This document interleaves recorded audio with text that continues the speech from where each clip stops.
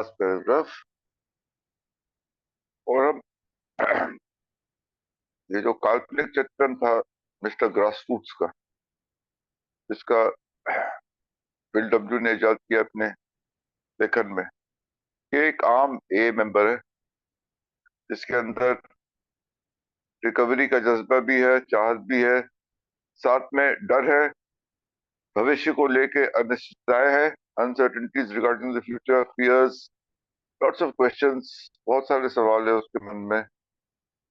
और वो एक आशा भी है साथ में कि ए जो है वो उसको लंबे अरसे तक उसके साथ रहेगा और अंतिम सांस तक वो उसको सोबर रखेगा। इन ख्यालों के साथ वो एक सार दे रहा है अपने 3 दिन के इस सेंट लुइस के कन्वेंशन का। उसकी क्या फीलिंग्स थी, क्या जज्बात थे उसके, क्या अनुभव रहे, उसकी विचारधारा कैसे बदलती रही इन 3-4 दिनों में, उस सब का उसने यहाँ पे एक बहुत ही सुंदर विवरण दिया है। और हम उसके साथ चलते हैं मिस्टर ग्रासरूट्स के साथ। ऑन फ्राइडे नाइट, पहले वो शुक्रवार की बात कर रहा है जो कन्वेंशन का पहला दिन, उस दिन की रात को वो कह रहा है, I heard how A started, A की शुरुआत कैसे हुई, how many people, non alcoholic friends as well as ourselves, had been required to do the job, at how many points we could have run off the road for a complete smash up। यानी कि जो कितनी शख्सियत थी हमने पढ़ा, non alcoholic field से, medicine से, रिलीजन से, प्रेस से, हमने पढ़ा अल्कोहलिक्स जो थे, फाउंडर मेंबर्स, पाइनियर्स हुए, उनका कैसा योगदान रहा, उनके क्या अनुभव रहे, किस प्रकार से उन्होंने क्या कितने त्याग करे ताकि ए जो है वो पटरी पे आए, उस सब का उसको एहसास हुआ। और आभार के साथ उसने याद किया। और कितनी बारी ए खतरे में पड़ा, असमंजस आए, संकट आए, टकराव आए, we could have run off the road for a complete smash up, यानी कि हम जो राह पे चल रहे थे उससे हम भटक जाते और टकरावों को लेके चकनाचूर हो जाते, स्मैश अप हो जाता पूरे एक। Yet how we had never overskidded a curve or failed to take the right turn।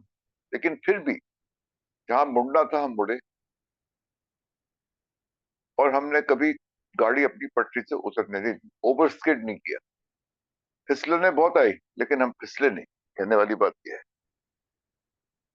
The hand of the higher power had been on the wheel all the time। क्यों? क्योंकि एक उच्च शक्ति थी, तो ये ईश्वर था हमारा, जिसका हाथ हमेशा मजबूती और शक्ति के साथ उस गाड़ी की स्टेयरिंग व्हील पे, स्टेयरिंग व्हील की बात कर रहे हैं, जब व्हील की बात कर रहे हैं, तो the hand of the higher power had been on the wheel all the time, सारे वक्त, एक मिनट के लिए भी हमारी उच्च शक्ति का हाथ उस स्टेयरिंग व्हील से नहीं हटता, और गाड़ी जो है वो स्टेबल रही, स्थिर रही, और सड़क पे ही रही, चलती रही, तभी ए आगे बढ़ा और आज है जो है। ये शुक्रवार रात की बात हो गई। शनिवार रात आते आते, on Saturday night, I felt like getting worried all over again. फिर से चिंताएं जो थी ना वो अंदर आने लगी, गेटिंग वरिड, वरिड हो गया ये मिस्टर ग्रास, आम ए मेंबर। क्यों?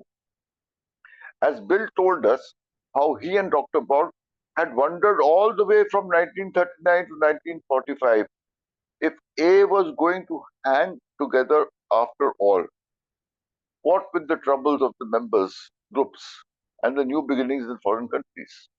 जब ए की शुरुआती दिन थे, इसको बिल डब्ल्यू बोला फ्लेजिंग टाइम्स, यानी कि जब एक चिड़िया के पंख निकलते हैं और वो उड़ने की कोशिश करती है, उसके जो शुरुआती दिन होते हैं जब वो चिड़िया शिशु अवस्था में होती है, फ्लेजिंग टाइम्स, उस टाइम पे कितनी परेशानियां आई थी, कितने संकट आए थे, कितनी दुविधाएं आई थी डॉक्टर बॉब और बिल डब्ल्यू को शुरुआती दिनों में, यानी कि 1939 से 1945 के बीच में खास तौर से। और सब ये सोचते थे कि ए क्या एक साथ एकजुट रहेगा, यूनिटी रहेगी, क्योंकि इतने सारे ट्रबल्स थे मेंबर्स के, ग्रुप्स के, और जो विदेशों में नई जो ए की मीटिंग्स और ग्रुप शुरू हो रहे थे वहां पे, तो जो संकटें थी, जो दुविधाएं थी, जो टकराव हो रहे थे, वो सवाल पैदा कर रही थी कि क्या होगा कि नहीं होगा। और वो अतीत को याद करते हुए एक चिंता सी हो रही थी मिस्टर ग्रासरूट में। I got a jolt when I heard that A's book and the New York headquarters had once been the source of the most hair-raising squabbles। हमने पढ़ा है जब बिग बुक लिखी जा रही थी तो किस प्रकार की लड़ाइयां हुई थी, किस प्रकार के द्वेष उत्पन्न हुए थे उन 100 मेंबरों के बीच में। बिल डब्ल्यू के लेखन में कि वो बिग बुक कैसे लिख रहा है, उसको ऐसे नहीं लिखनी चाहिए। And thank you Sumesh, this is draft page of the big book यार। इसमें देखो जब वो लिख रहा है कि कितनी काटापीटी करी गई है, ओवर राइटिंग करी गई है, यानी कि कितनी इसमें दखल अंदाजी सबकी हुई थी, एक टकराव भरी स्थितियां उत्पन्न हुई थी जिसकी वजह से बिग बुक एक का लिखना बंद सा हो गया था एक बार। और बिल डब्ल्यू ने अपने हाथ खड़े कर दिए, मैं नहीं लिखूं। और फिर दूसरे मेंबर बीच में आए, फिर वो टकराव हुए, उसके बारे में एक डर। उसके अलावा न्यूयॉर्क के हेडक्वार्टर्स में हमने पढ़ा एक इतिहास में, इस किताब में भी और किताबों में भी, कि कैसे हेयर रेजिंग स्क्वाबल, हेयर रेजिंग स्क्वाबल यानी रोंगटे खड़े कर देने वाली लड़ाइयां। हमने देखा कैसे बिल डब्ल्यू और हैंक पाकर्स के बीच बीच में द्वेष उत्पन्न हुए थे, जिसकी वजह से हैंक पाकर्स का रिलैप्स भी हुआ था। तो ये जो स्क्वाबल्स थे यानी कि जो लड़ाइयां थी, इनके बारे में पढ़ा और याद करने। May be this kind of thing could get going again someday. क्या इसमें इसका क्या आश्वासन है यार कि ये चीज दोबारा नहीं हो सकती? कि जैसे लड़ाइयां हुई हैं, द्वेष उत्पन्न हुए हैं, टकराव हुए हैं, काम खराब हुए हैं, तो क्या इस बात की क्या गारंटी है, क्या आश्वासन है कि दोबारा नहीं हो सकता? तो दोबारा भी हो सकता है, ये डर। But I calmed down when it was made clear that all this old time grief and abroad had actually been very good for us, and that without this experience AS 12 traditions could never have been written. यानी कि अब उसको इस बात की खुशी हुई, इस बात से उसको आश्वासन मिला, इस बात से उसको संतुष्टि मिली, ये जो लड़ाइयां हुई थी ये अच्छी थी हमारे लिए, क्योंकि एक एक लड़ाई से एक एक परंपरा उभर के आई। तो ट्रेडिशन है हमारे, 12 परंपराएं हैं, वो हेट एंड ट्रायल से निकली है, यानी कि चीजें हुई हैं जिन्होंने ए को खतरे में डाला है, और जैसे जैसे वो चीजें होती गई, एक एक ट्रेडिशन जो है वो उभर के इनमें से निकलती थी। और आज हमारे पास we got in place the 12 traditions of Alcoholics Anonymous that will forever protect us from any future hair raising squabbles. यानी कि जो रोंगटे खड़े करने वाली लड़ाइयां हैं ये दोबारा ना हो, इसके लिए हमारे पास आज परंपराएं हैं।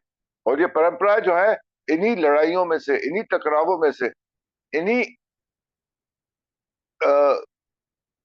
बुरे अनुभवों में से निकल के आई।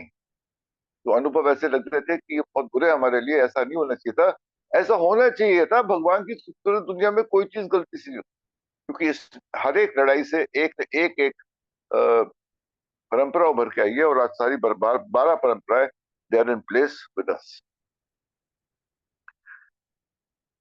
And I felt still better when I heard that by 1950 most of those woes were things of the past, and that the 12 petitions had been adopted unanimously at the International Convention in Cleveland in 1950, when Dr. Bob made his final appearance and spoke so confidently of his faith in A's future. 1950 की Cleveland convention, यानी कि इस convention से 5 साल पहले जो हुई थी क्लीवलैंड में, वो डॉक्टर बॉब की आखिरी कन्वेंशन थी, क्योंकि 1950 में ही बाद में उनका निधन हो गया था। तो उन्होंने जब अपनी यहाँ पे अपीयरेंस करी थी, तो उन्होंने आश्वासन दिया था पूर्ण आत्मविश्वास के साथ कि ए का जो भविष्य है वो सुरक्षित है, क्योंकि ये 12 परंपराएं जो थी वो 1950 में ए ने अडॉप्ट कर ली थी, यानी कि इनको स्वीकार करते हुए अपने अंदर संभाल लिया था। और ये जो परंपराएं थी, इनका आना, इससे मिस्टर ग्रासरूट्स को, यानी कि आम ए मेंबर को यहाँ पे बहुत आश्वासन मिला, और एक भरोसा पैदा हुआ उसके अंदर कि अब ये चीजें जो हैं, ये जो वोज हैं, and I felt still better all those woes were things of the past. ये जो द्वेष थे, झगड़े थे, टकराए थे, ये अतीत की बातें हुई। अब ये चीजें जो हैं वो आज हमारे बीच नहीं है, वो टकराव भरी स्थितियां, और हमारा भविष्य भी सुरक्षित है। क्यों? क्योंकि 12 परंपराओं का हमने स्वीकार करते हुए और उनको अपना लिया है, और वो अब हमारे साथ एक के अंतिम दिनों तक भी रहे। ये तो हो गई शनिवार की बात। अब संडे पे आते हैं। ऑन संडे मॉर्निंग, यानी कि last of the convention, I found those 12 traditions still on my mind. और ये 12 परंपरा जो थी अब मेरे अंदर, वो कह रहा है कि समा गई। Each of them I saw is an exercise in humility that can guard us in everyday affairs and protect us from ourselves. हमें सबसे ज्यादा किससे बचना है यार? अपने आप से। हमें बाहर से खतरे नहीं है कोई, जितने अंदरूनी खतरे हैं। और इन अंदरूनी खतरों से अगर मुझे अपने आप से बचना है तो मेरे को ये जरूरी है कि मैं परंपराओं को अपना के, चाहे वो ट्रेडिशन हो चाहे वो रिकवरी हो। मेरे को याद है, मैं थोड़ा सा डाइग्रेस कर रहा हूँ, मैं एक मीटिंग में गया था और मैं शायद अपने पहले या दूसरे साल में था, और मैं शायद एसपी वैब की मीटिंग में गया था, वहाँ टैंगो सर। तो यार सब कुछ बढ़िया चल रही, तेरी रिकवरी, तो तेरे को एक तरह से बचना है बस, उसके साथ ना थोड़ा सा बच के रहियो, वो काम खराब कर सकता है तेरा। तो मैंने कहा बताओ सर कौन है ये, मैं उस मीटिंग में नहीं जाऊंगा जहाँ वो बंदा आता होगा, यार मेरे को अपनी रिकवरी प्यारी है, मैं वो मीटिंग में जाना छोड़ दूंगा। कहते नहीं ऐसे नहीं हो सकता, उस मीटिंग में वो भी आता है तुम भी आते हो, मैं उस बंदे से बचना है, बाकी सब जो है तुम संभालो। मैंने कहा कौन है ये? कहता है तुम खुद स्वयं। तो मेरी रिकवरी का वो अगर कोई भ्रष्ट कर सकता है तो मैं ही कर सकता हूँ यार। सबसे ज्यादा खतरा मुझे अपने आप से है। वही चीज परंपराओं के बारे में उसने यहाँ पे कही है बड़ी खूबसूरती से, बिल डब्ल्यू ने मिस्टर ग्रासरूट को के, बेसिकली क्या कर रहा है मिस्टर ग्रासरूट के मुंह में वो शब्द डाल रहा है यहाँ पे, he is putting words in this mouth, mister grassroot के, और कह रहा है कि सबसे ज्यादा खतरा उसको जो है मेरे को अपने आप से है। I found the 12 steps in my each of them I saw is an exercise in humility, can guard us in everyday affairs and protect us from ourselves. हमें अपने आप से ही बचना है। अगर ए के अंदर कोई लड़ाइयाँ हुई है अतीत में तो वो अपने अपनी वजह से हुई है, हमारे अपनी वजह से हुई है, किसी बाहर वाले ने आके ए को भंग करने की कोशिश की है। और मेरे को अगर बचना है तो मेरे को ये परंपराएं अपनानी पड़ेगी। If A were really guided by the 12 traditions, we could not possibly be split apart. We could not possibly split apart, very strong words. कि अगर A की परंपराओं का हमने ठीक से पालन करा, उनको अपने साथ हमेशा रखा, तो कोई भी शक्ति नहीं है जो हमको अलग कर सके।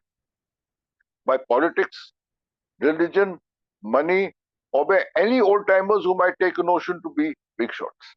यही चीज, ये खतरे थे ना, यही खतरे उभर के आए थे अतीत में। राजनीति आ गई थी बीच में, धर्म आ गया था बीच में, पैसा आ गया था, और ओल्ड टाइमर्स यानी कुछ पर्सनालिटीज ऐसी जो अपने आप को सबको समझते थे, हाँ, खुद को इतना ए से ऊपर अपने आप को समझते थे, उन्होंने दुविधाएं क्रिएट की। तो ये लोग जो थे परंपराओं के अगर घेरे में रहते हैं, दायरे के अंदर रह के, ये चीजें ए को के लिए खतरा नहीं बन सकती। With none of us throwing our weight around in public, nobody could possibly exhibit A for personal advantage, and that is for sure. यानी कि परंपरा क्या कहती है, हम वो है कि हम प्रिंसिपल्स फॉर पर्सनालिटीज, अगर कोई जो है अपनी पर्सनालिटी को ऊपर रख के और एक का इस्तेमाल करते हुए अपने आप को अगर प्रसिद्धि और विख्यात करने की कोशिश नहीं करेगा तो फिर कोई खतरा नहीं। For the first time I saw as anonymity for what is it really is. एक की एनोनिमिटी के बारे में बात कर रहे हैं यहाँ पे कि गुमनामता जो है एक का जो स्पिरिचुअल बेसिस है, स्पिरिचुअल फाउंडेशन है, उसका मतलब क्या है? It isn't just something to save us from alcoholic shame and stigma. वो इसलिए नहीं है यार कि किसी को पता न चल जाए यार कि तो एक शराबी है, हाँ, शर्म आएगी मेरे को, स्टिग्मा, मेरे ऊपर एक कलंक लग जाएगा कि मैं शराबी था, मेरा अतीत का सबके सामने आ जाएगा, इसलिए एनोनिमिटी। नो, एनोनिमिटी इसलिए, its deeper purpose is actually to keep those fool egos of ours from running hog wild after money and public fame that aid at age। वो इसलिए है कि जब मैं रिकवरी में आता हूं तो मैं अपने आप को ह्यूमिलिटी के अंदर रखूं, मेरी ईगो बीच में ना आए, और मैं पैसों के पीछे और पब्लिक फेम के पीछे यानी कि प्रसिद्धि के पीछे ना भागूं। इसलिए जो है एनोनिमिटी का प्रिंसिपल मेरे साथ। और हमने देखा है शुरुआती दिनों में एक जो पाइनियर्स थे, टाइम मैगजीन ने ऑफर किया कि आपकी तस्वीर डालेंगे हम, कभी किसी मैगजीन में, कभी कहीं चलचित्र में, कभी किसी फोटो में, कभी रेडियो में, कभी प्रेस में, कई जगह से उनको ये मौके मिले थे कि वो अपनी प्रसिद्धि, अपनी फेम और पैसे की भी अपॉर्चुनिटी, ये सब चीजें आई थी, लेकिन उन्होंने उसको अस्वीकार किया क्योंकि ये जरूरी था कि एनोनिमिटी बना के रखें, क्योंकि अगर वो स्वीकार करते तो एक होड़ सी लग जाती, और ए जो था वो निजी आशंकाओं का एक गढ़ बन के रह जाता, उसके अलावा कुछ नहीं होता। It really means personal and group sacrifice for the benefit of all A. Personal यानी कि निजी और ग्रुप का सैक्रिफाइस करना किसके? ए एज अ होल के। Right then I resolve to learn our 12 traditions by heart, just as I had learned the 12 steps. और मैंने यहाँ पे एक फैसला किया, एक मैंने यहाँ पे प्रतिज्ञा ली कि जैसे मेरे को 1 के 12 कदम 1 से 12 तक याद है, जिनको मैं अपनी रिकवरी के रास्ते में हमेशा अपने साथ लेके चलता हूँ, वैसे ही मेरे को अपने 12 परंपराएं जो हैं वो भी अपने साथ लेके चलनी है। और ये जब मैंने पढ़ा तो मैंने अपने आप से एक सवाल पूछा कि do I remember the 12 traditions by heart as well as I remember the 12 steps? And that the answer came, no I don't actually. Somebody just asked me, I've done a 7th tradition, तो मेरे को यार 7th tradition क्या है यार? अच्छा अच्छा हो गया। 7th स्टेप के लिए वो चीज नहीं है, तो क्या मेरे को वो 7th 12 ट्रेडिशन से याद है? नहीं है यार। और मैंने एक बार फिर 12 के 12 फिर खोल के उसी टाइम पढ़ी, और मैंने कहा कि कोई मेरे से एकदम से पूछेगा यार 7th ट्रेडिशन के बारे में बताना, तो मेरे को यार किताब खोलनी पड़ेगी। कोई मेरे से 7th स्टेप के बारे में पूछेगा तो मेरे को किताब नहीं खोलनी पड़ेगी। And that was a realisation to me myself यार। And that's what he is saying है, यहाँ पे वही बात कर रहे हैं। आई लर्न द 12 स्टेप्स, उसी तरह से 12 I resolve to learn our 12 traditions by heart. If every A did the same and really soaked up these principles, we drunks could hang together forever. सभी एक एक ए मेंबर इन 12 परंपराओं को पढ़े। देखो 12 परंपराओं की क्या अहमियत है, क्या इंपॉर्टेंस है, और इसके वजह से कैसे हम एकजुट रह सकते हैं। जरूरी है कि 12 के 12 परंपराएं हम अपने पास ऐसे रखें जैसे 12 कदम रखे चलते हैं। अगर ऐसा हम करेंगे तो we drunks could hang together forever. क्या प्रॉमिस किया है कि हम शराबी हमेशा के लिए अपने साथ एकजुट, अपने को एकजुट रख सकते हैं अगर हम वो परंपराएं अपने साथ लेके चले, अपने अंदर समाये उन परंपराओं। और ये बोल रहे हैं Bill W, mister grass roots के मुंह जबानी।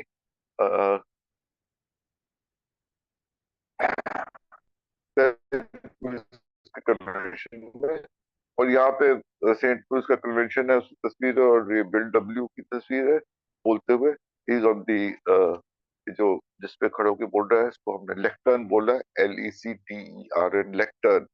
तो स्टैंडिंग ऑन द लेक्टर्न, वो जो सामने उसके जो बोर्ड है, और वो जो एक छोटा सा प्लेटफॉर्म होता है उसके सामने रख के उससे बात करता है लेक्टर्न। लेक्टर्न और माइक दिख रहा है हमको, बिल्डर यहाँ पे बोल रहे हैं।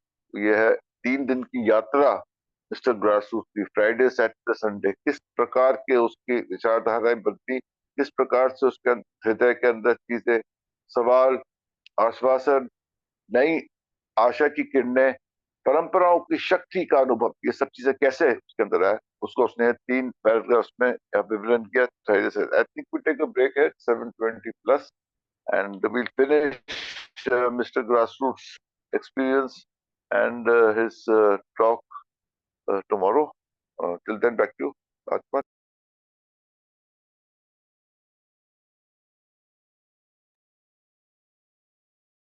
थैंक यू अतुल जी, बहुत बहुत धन्यवाद।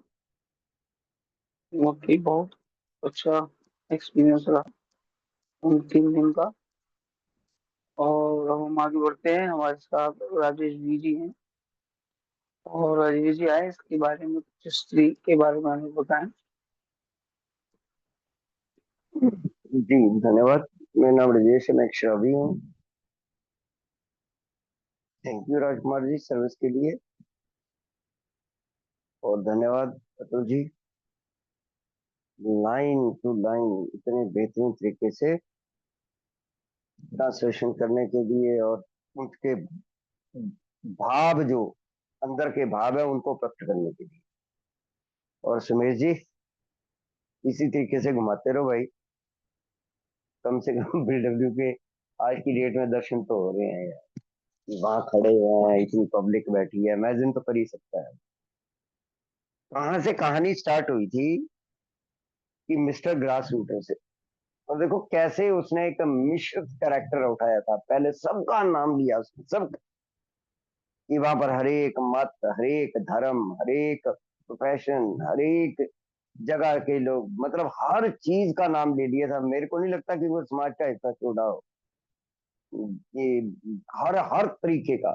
और उनका एक मिश्रित कैरेक्टर बनाया जाए, एक एक उनको मिक्स करके, जैसे अमेजन देखो ना यार, अमेजन कैसे कर लेता है बिल। इन सबको अगर मिश्रण करके एक कैरेक्टर बनाया जाए और उसका नाम ग्रास रूटर रखा जाए, और उसकी नजर से देखा जाए अल्कोहलिक एनोनिमस। और कई बार ऐसे मौके आए, लिखा उन्होंने कि लगता था कि अल्कोहलिक एनोनिमस अब गई, अब गई, अब गई। क्योंकि 19 ये पीरियड अलग अलग है बेसिकली। 1935 से 1939 पीरियड अलग, 1939 से मार्च 1941 पीरियड अलग, और 1941 से 1945 पीरियड अलग। अल्कोहलिक एनोनिमस ने ये अलग अलग पीरियड है तीन। भाई 35 से 1939 वैसे पीरियड वैसे चल रहा था, लेकिन जब 10 अप्रैल 1939 को बिग बुक पब्लिश होगी तो फिर हल्की सी राहत की सांस आई। मतलब जैसे सांस में सांस आती है कि चलो यार कुछ तो मिला है, एक ऐसी किताब तो मिली जिसको आधार मान के कम से कम मैसेज भी डिलीट नहीं होगा और लोगों के पास एक्यूरेट मैसेज भी जाएगा और पैराशूट भी बच जाएगी। अब पीरियड आया, वो किताब नहीं बिक रही है, उसके लिए बड़े संघर्ष।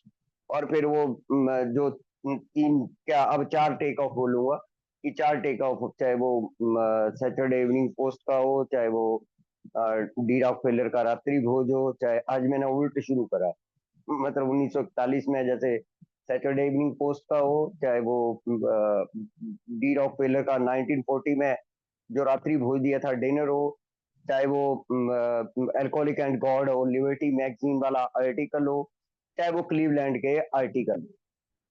उन्होंने बहुत अच्छा मूव दे दिया, जैसे कुछ चीज उड़ जाती है, एकदम उड़ा दिया हमारी संस्था को।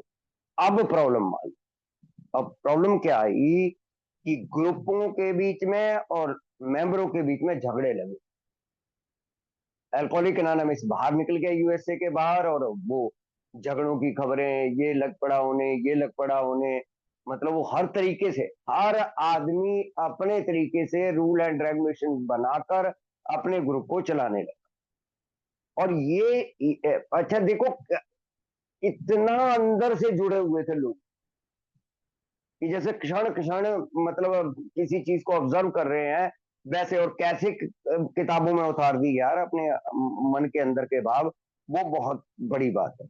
और पहले उन्होंने शुक्रवार का बात करी, फिर उन्होंने शनिवार की बात करी, और दोनों में ही उन्होंने मेन जो चीज पकड़ी वो आज ट्रेडिशन को पकड़ा है कि किस प्रकार से। हालांकि ट्रेडिशन कोई ऐसा नहीं था कि कोई ट्रेडिशन बात है। अगर फर्स्ट एडिशन को देखें तो फर्स्ट एडिशन के लास्ट के जो दो पैराग्राफ है प्रीफेस में, फर्स्ट एडिशन का जो प्रीफेस है उसमें लास्ट के दो पैराग्राफ वो ट्रेडिशन है, क्लियर ट्रेडिशन है। खासकर इनोनोमिटी के लिए जो उनके अंदर बड़ा स्टिग्मा था कि इनोनोमिटी का क्या हो जाएगा अगर हम लोगों की व्यक्तिगत अनामता पब्लिक लेवल पर टूटी तो किस प्रकार से रखनी है। और वो क्लियर कट मैसेज है, वहां पर बिल ने लिखा है कि अपना नाम और वो चीजें वो मिटा दो जी पब्लिक लेवल पर। लेकिन 1937 में बहुत से इंसिडेंट इस प्रकार से हो रहे थे जहां से ट्रेडिशन का प्रभाव जो है वो हम लोगों के ऊपर पड़ने लगा। खासकर जो 1937 में डी रॉकफेलर के साथ हुई थी इन लोगों की मीटिंग, और उससे पहले जो 1937 में ही जो 17-18 मेंबर ने डॉक्टर बॉब के घर में मीटिंग अटेंड करी थी, जिसमें काउंटिंग हुई थी कि 40 मेंबर जो है वो सोबर हो चुके हैं, जहां से मतलब मेन चीज निकली थी। और अल्कोहलिक ने तो बना लिया था परफॉर्मा की ये आगे को कैसे लेके चलना है। बिल डब्ल्यू स्पेशल न्यूयॉर्क से एक्राउन गए, डॉक्टर बॉब के घर में एक मीटिंग हुई, 17 से 18 मेंबर ने वो मीटिंग अटेंड करी, और वो सारे का सारा इन्होंने प्रोफार्मा पास कर लिए कि भाई साहब मशीनरी के द्वारा ए को चलाएंगे, पेड वर्कर रखेंगे, हॉस्पिटल बनाएंगे, और साथ में और मतलब एक छोटा सा और था कि भाई साहब एक वो चाहिए, मतलब एक लिटरेचर चाहिए, लिटरेचर चाहिए। अब ये और हमारा लिटरेचर वाला ही परफॉर्मा पास हुआ, लेकिन जो वो मीटिंग हुई थी उसमें रॉकफेलर के बेटे ने वो अटेंड करी थी, मिस्टर स्कॉट उसको चेयर कर रहे थे। उसमें जो चीजें चार पांच पॉइंट ओवर के आए थे, उन्होंने प्रश्न करे थे ए मेंबर से। पहला प्रश्न, क्या पैसा आपको खराब नहीं कर देगा? ये डी रॉकफेलर का थाउट था। मिस्टर स्कॉट के मुंह से ये बोला जा रहा था, प्रश्न पूछे जा रहे थे ए वालों से कि भाई साहब एक तरफ आप कह रहे हो कि आपकी संस्था जो शिफ्टुल बेस है, और दूसरी तरफ पैसे मांगने आए हो कि पैसा दे दो जी हम लोगों को, तो ये तो तुम्हें बर्बाद कर देगा।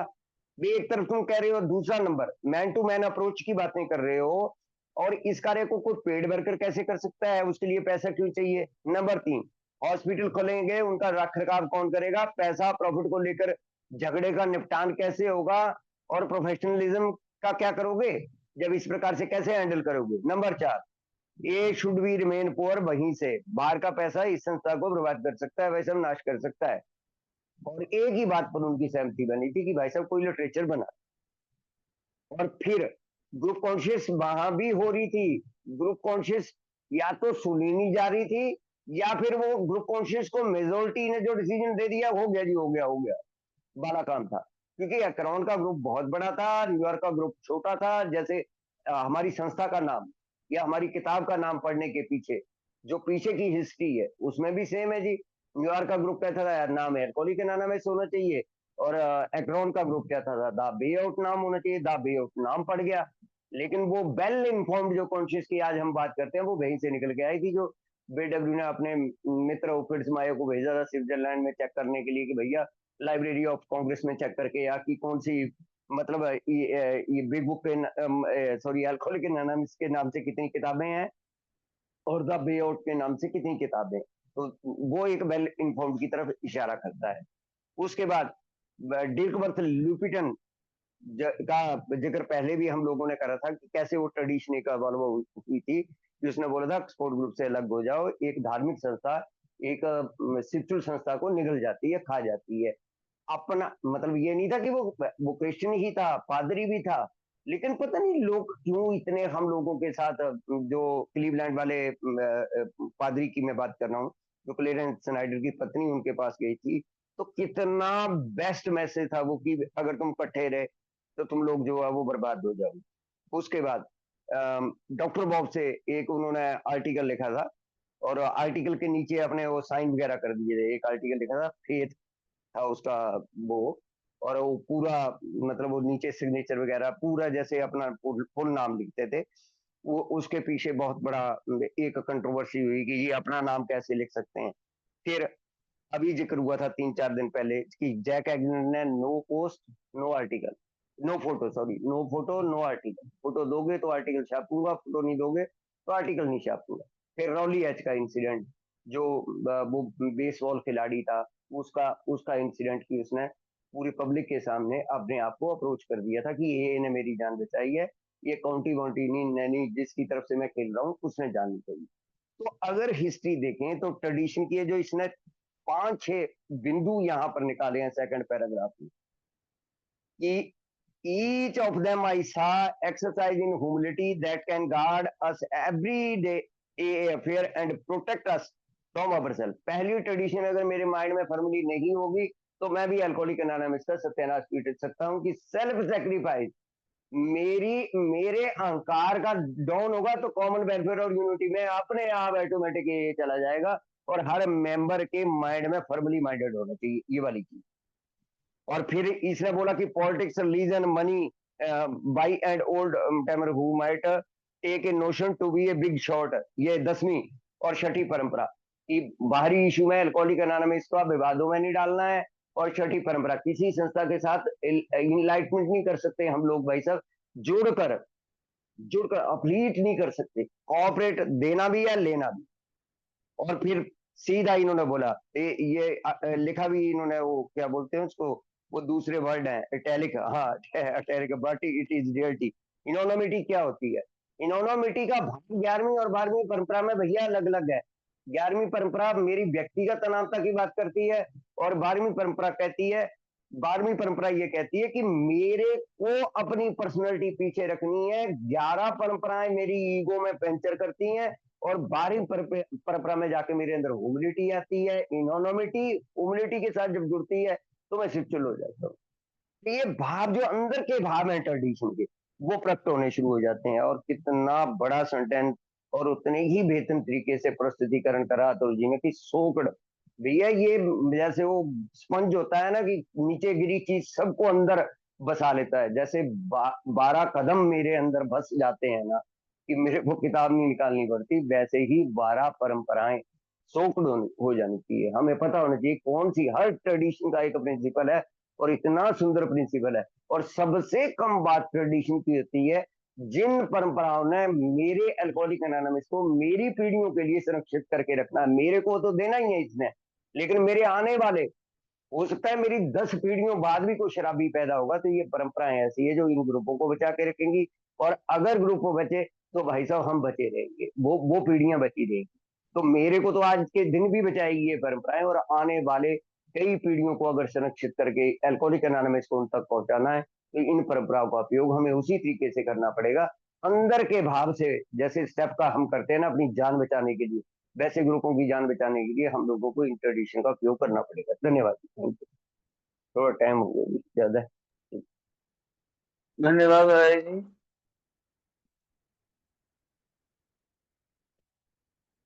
और बहुत बहुत बढ़िया रहा।